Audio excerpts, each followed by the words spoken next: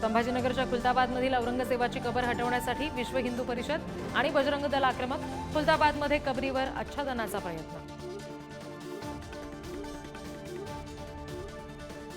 शिवरायांचा इतिहास पुसण्याचा काही हिंदू तालिबान्यांचा प्रयत्न. औरंगजेबाची कबर हटवण्याच्या भूमिकेला सामनातून विरोध, तर मुख्यमंत्री फडणवीसांनी असे दळभद्री उद्योग बंद पाडावेत, सामनातून मागणी.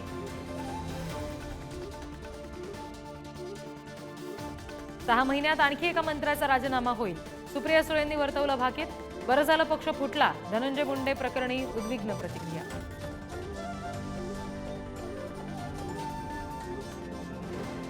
विधान परिषदेच्या 5 जागांसाठी उमेदवारी अर्ज भरण्याचा आजचा शेवटचा दिवस. शिंदेंच्या शिवसेनेकडून चंद्रकांत रघुवंशी, तर अजित पवारांच्या राष्ट्रवादीकडून संजय खोडकेंना संधी.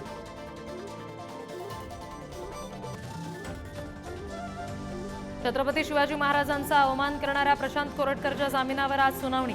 कोल्हापूर कोर्टात ऑनलाईन राहणार उपस्थित. जामीन मिळणार की अटक होणार, कोर्टाच्या निकालाकडे सर्वांचं लक्ष.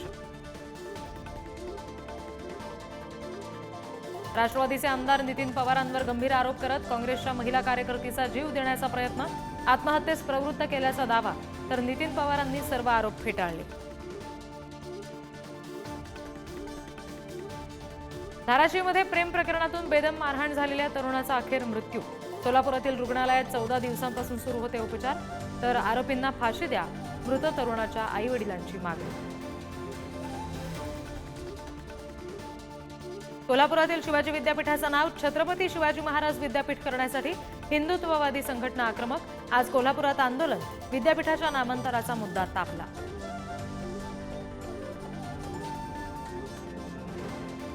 शिवजयंती निमित्तानं किल्ले शिवनेरीवर शिवजन्मोत्सव सोहळा. रायगडावर सुद्धा शिवप्रेमींची रीघ. दिल्लीतील महाराष्ट्र सदनात सुद्धा शिवजयंती साजरी.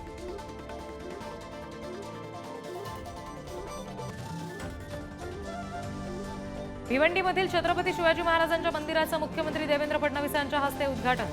सिंधुदुर्ग नंतरचं भिवंडीतील दुसरं भव्य मंदिर.